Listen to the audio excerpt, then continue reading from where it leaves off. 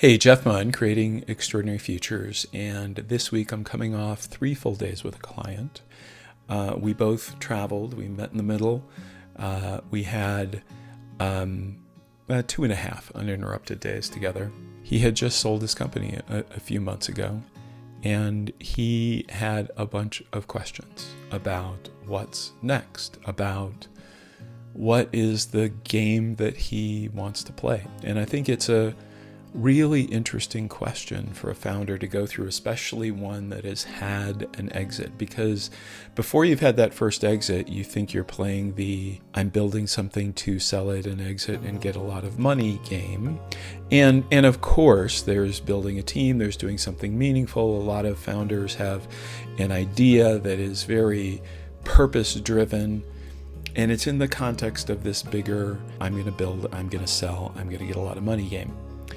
And then they win that game, and they discover that winning that game doesn't mean exactly what they thought it would mean. It's maybe not quite as fulfilling. It's maybe not as life-changing as they think. It might even create some conflict with the people in their lives who haven't had an exit, or the people who don't understand what difficult questions can arise from having had the exit, from getting the check, from potentially not getting as good a deal as you thought you should have, or maybe not getting the role that you were promised in the company that bought you, or the level of influence, or maybe feeling like you'd been kind of told some things that weren't exactly true.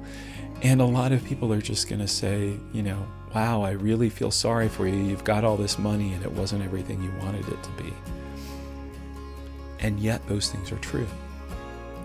And so for my client, for others who have gone through this, others who I've worked with who've gone through this question of what game do I want to play next is a really important one, because there are games that they know the result of because they played them, and there are games they don't know the result of that might seem a little bit scary, that might seem a little bit off the beaten path, that might seem like they don't quite understand why they're being called to that game, and they don't quite trust themselves enough to accept the invitation, the invitation from the universe to play the game. I mean, for example, when I got laid off from my last corporate job in 2016, I kept trying to be a consultant. I had this idea that someday, and it was always someday I'd become a coach, someday I would coach people full time, someday I would make a decent living, but I didn't feel like I was ready to do that. So I kept coming up with other ways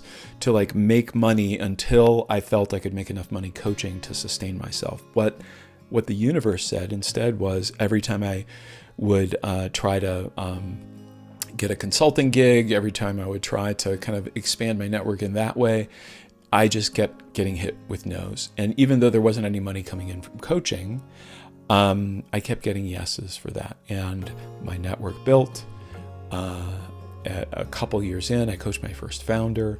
I realized, oh my gosh, these are my people. These jobs that I've had all during my corporate career, where it was about new ideas and trying something different. This is what founders were going through every day. This was the courage to speak their mind, to put something out in the universe that founders were having to deal with every day. And I just love that. So I didn't necessarily know that going in. It emerged. I trusted the breadcrumbs that were showing up.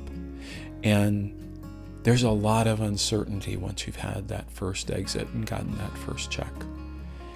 And what I told my client was to embrace the I don't know what to do next.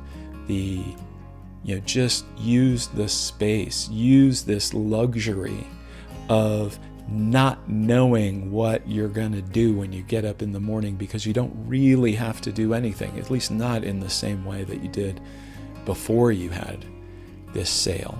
Explore, experiment, be curious, try things, and over time, one thing after another will show up, and your breadcrumbs will emerge. And you can speak some of this into the world as you start to get clearer on those breadcrumbs. You can say, I think I I think I'm interested in doing this. I think I'm interested in starting this thing. I think I'm interested in whatever it happens to be.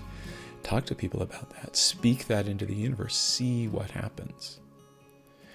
And so can you relate to that uncertainty, to that level of discomfort? Would it be helpful for you to become part of a community in which that is the conversation, and in which everyone in that community, whether they've had 0 exits or 1 exit or 5, they can relate to the struggles that you're going through? How does that sound? Does that resonate? If it does, reach out. I've got a little something I'm putting together, and it's adjacent to some other efforts that I know are going on, and we're going to build a community around this thing because I think it's an important conversation. We started this conversation in my the other side of the exit event in September. I continued this conversation with my client last week. I'm having more calls this week with other founders who are in similar situations, and it's important. And so if you want to be part of it, even if you have just a passing curiosity, reach out. Let's have a quick conversation. Take care, and I'll see you next time.